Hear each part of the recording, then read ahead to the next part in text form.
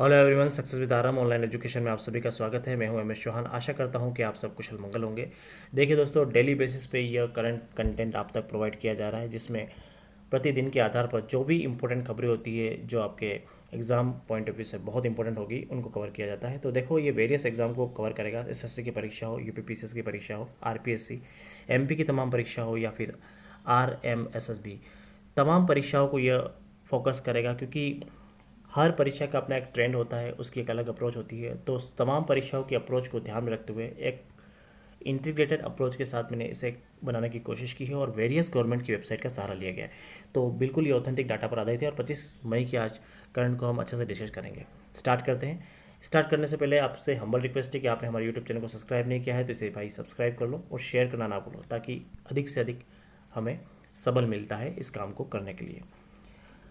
पहला प्रश्न है, भारतीय सीमा सुरक्षा बल के 20वें अलंकरण समारोह का आयोजन कहाँ किया गया?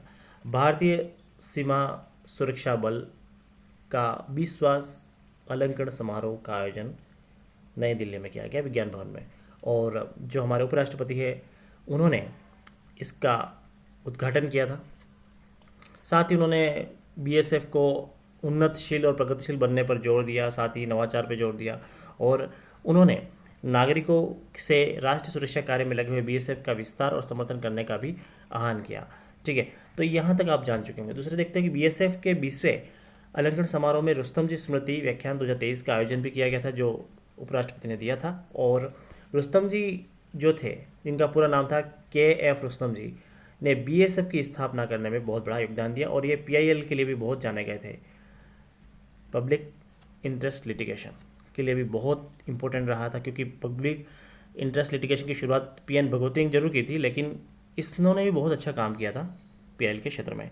अब बात करते हैं, 25 मई को शाम 7 बजे वीडियो कॉन्फ्रेंस के माध्यम से खेलो इंडिया विश्वविद्यालय खेल 2023 के उद्घाटन की घोषणा किसके द्वारा की गई? तो भारत के प्रधानमंत्री नरेंद्र मोदी द्वारा की जाएगी। कब की जाएगी? 25 मई, मतलब आज के दिन में ही 7 बजे। ठीक है, और खेलो इंडिया जो विश्वविद्यालय खेल प्रतिस्पर्धा है, इसका मॉस्किटो क्या है? तो मॉस्किटो जरूर याद रखना, जीतू इसका मॉस्किटो है। उत्तर प्रदेश के राजकीय पशु का नाम बारहसिंगा का प्रतिनिधित्व करता है। और साथ ही ये भी याद रख लो कि ये जो समारोह है, इसमें गौतम बुद्ध नगर जो है उत्तर प्रदेश का जिला, वहाँ से इसकी शुरुआत होगी, और इसमें कबड्डी खेलों का बहुत प्राथमिकता से लिया जा रहा है। हाल ही में भारतीय प्रधानमंत्री ने किस देश की शीर्ष कंपनियों के मुख्य कार्यकारी अधिकारी, मतलब मुख्य कार्यकारी अधिकारी मतलब ये हुआ सीईओ, जो सीईओ लेवल के जो ऑफिसर्स होते हैं उनके लिए, ठीक है। तो हाल ही में भारतीय प्रधानमंत्री ने किस देश की शीर्ष कंपनियों के मुख्य कार्यकारी अधिकारी के साथ बिजनेस राउंड टेबल सम्मेलन को संबोधित किया है? तो बहुत ही इंपॉर्टेंट था। किसी देश के जो सीईओ लेवल के जो अधिकारी होते हैं, वो वहाँ की अर्थव्यवस्था के रीढ़ होते हैं। तो कोई भी कंपनीज होती है, जो बड़ी शीर्ष कंपनियाँ होती है, वो वहाँ की अर्थव्यवस्था की रीढ़ होती है। और इस तरह का जो सम्मेलन होना भारत के लिए बिल्कुल ये एफडीआई को आकर्षित करने जैसी बात दिख रही है यहाँ पे। तो हम समझते हैं कि जो बिजनेस राउंड टेबल सम्मेलन का आयोजन कहाँ किया गया होना चाहिए, तो ये ऑस्ट्रेलिया में किया गया है। और ऑस्ट्रेलिया का अंतिम दौरे से प्रधानमंत्री हाल ही में आए हैं। वे 3 देशों की यात्रा पर गए थे। पहला है जापान, दूसरा है पापुआ न्यू गिनी, और तीसरा ऑस्ट्रेलिया। अगला प्रश्न देखते हैं, हाल ही में किस हवाई अड्डे पर नए सिविल एनक्लेव का उद्घाटन 26 मई को यूपी के मुख्यमंत्री योगी आदित्यनाथ और केंद्रीय नागरिक उड्डयन और इस्पात मंत्री श्री ज्योतिरादित्य एम सिंधिया द्वारा किया जाएगा? तो ये कानपुर हवाई अड्डे का किया जाएगा, याद रखें, कानपुर हवाई अड्डे का। निम्नलिखित में से कौन सा कथन सत्य है? देखो, ये सत्य कथन बताना है, इनमें से कौन सा सत्य है? नेवा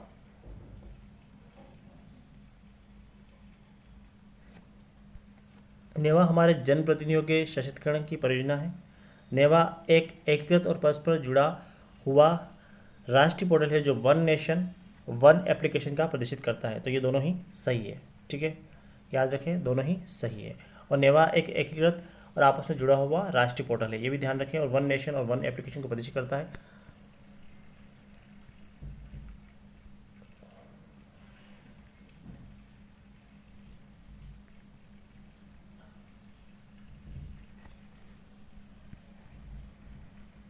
प्रधानमंत्री 25 मई को देहरादून से दिल्ली के बीच उत्तराखंड में वंदे भारत एक्सप्रेस ट्रेन को हरी झंडी दिखाकर रवाना करेंगे। तो उत्तराखंड की जो पहली वंदे भारत एक्सप्रेस ट्रेन कब रवाना होगी, कहाँ से रवाना होगी? देहरादून से दिल्ली के लिए। तो ये उत्तराखंड की पहली वंदे भारत एक्सप्रेस ट्रेन है जिसको हरी झंडी दिखाकर आज 25 मई को प्रधानमंत्री रवाना करेंगे। तो उत्तराखंड के बारे में हमको ये जान लेना है कि पहली बार वहाँ पे वंदे भारत एक्सप्रेस रवाना हो रही है। ये एक इम्पोर्टेंट फैक्ट्स है।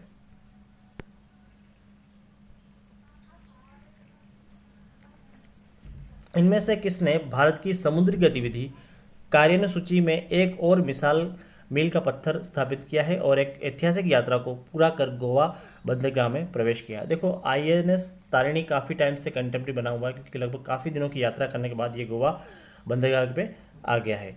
तो याद रखें, एक समुद्र गतिविधि कार्य सूचना में एक मील का पत्थर साबित हुआ है और ये ऐतिहासिक यात्रा के पूरा करके गोवा बंदरगाह में प्रवेश कर गई है।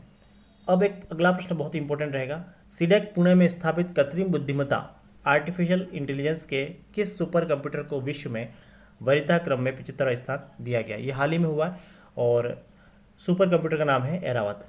ठीक है, तो सीडेक पुणे में स्थापित कृत्रिम बुद्धिमत्ता का ये कंप्यूटर है, सुपर कंप्यूटर है और विश्व में वरीयता में इसको 75वां स्थान दिया गया है।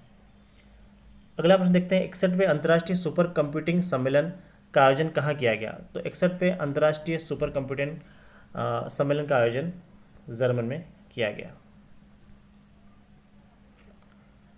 राष्ट्रपति श्रीमती द्रौपदी मुर्मू 25 मई को किस राज्य में आयोजित होने वाले महिला स्वयं सहायता समूह सम्मेलन में महिला स्वयं सहायता समूह के साथ संवाद करेगी? तो राष्ट्रपति द्रौपदी मुर्मू झारखंड में यह काम करेगी और राष्ट्रपति द्रौपदी मुर्मू 25 मई को झारखंड के खुट्टी जिले में बिरसा मुंडा कॉलेज स्टेडियम में आयोजित होने वाले महिला स्वयं सहायता समूह को सम्मेलन को संबोधित भी करेंगे, उससे संवाद भी करेंगे। जनजातियों से संबंधित है ये सम्मेलन, इसे ध्यान रखें। झारखंड के राज्यपाल का नाम है CP राधाकृष्णन और झारखंड के मुख्यमंत्री का नाम है हेमंत सोरेन। कौन सा राज्य G20 जनभागीदारी आंदोलन के तहत स्टार्टअप्स 20X और स्टार्टअप्स 20 सभा को मेजबानी करेगा? तो वो Rajasthan. International missing children's day कब मनाया जाता है? इंटरनेशनल मिसिंग चिल्ड्रंस डे 25 मई को प्रतिवर्ष मनाया जाता है। अंतरिक्ष में जाने वाली पहली अरब महिला अंतरिक्ष यात्री कौन बनी है?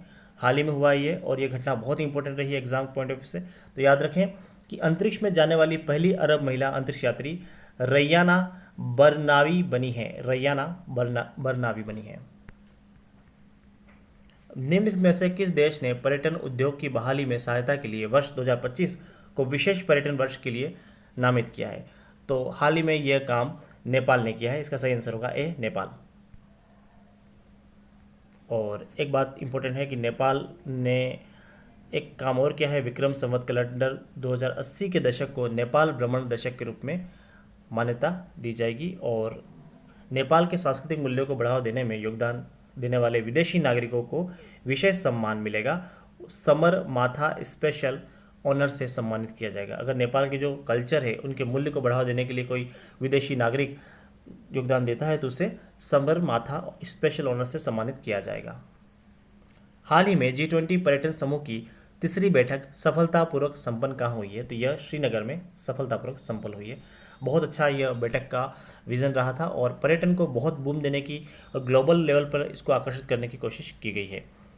भारतीय अंतरिक्ष अनुसंधान संगठन इसरो आंध्र प्रदेश में श्रीहरिकोटा के सतीश धवन अंतरिक्ष केंद्र से 29 मई को GSLV F12 निगरानी उपग्रह का प्रक्षेपण करेगा। यह उपग्रह किसका स्थान लेगा? देखो, ये GSLV F12 IRNSS 1G का स्थान लेगा। ये IRNSS 1G जो इस सैटेलाइट है वो 2016 में छोड़ा गया था, लेकिन किसी कारण से फेल हो गया और उसको फिर से लॉन्च किया गया है। नागर विमानन मंत्रालय ने क्षेत्रीय कनेक्टिविटी योजना उड़े देश का आम नागरिक के किस संस्करण का शुभारंभ किया है? तो इसका 5.1 संस्करण है, ये 5.1 एडिशन है। तो किसने किया है? नागर विमान मंत्रालय ने क्षेत्रीय कनेक्टिविटी योजना उड़े देश का आम नागरिक के किस संस्करण का शुभारंभ किया है? तो ये 5.1 संस्करण का शुभारंभ किया है। इसका उद्देश्य क्या है? देखो, उद्देश्य इसका यही है कि हेलीकॉप्टर के जरिए देश के अंतिम छोर और दूरदराज क्षेत्रों तक संपर्क साधना और पहाड़ी क्षेत्रों पर विशेष फोकस किया जाएगा और इसमें किराए में 25% की कटौती भी की गई है, जो भी लोग इसमें ये सेवा लेना चाहते हैं। 74वें विश्व स्वास्थ्य सम्मेलन का आयोजन कहाँ किया जा रहा है? तो जेनेवा में किया जा रहा है और जो स्वास्थ्य मंत्री हंसमुख मंडविया वो इसमें सम्मिलित हुए हैं।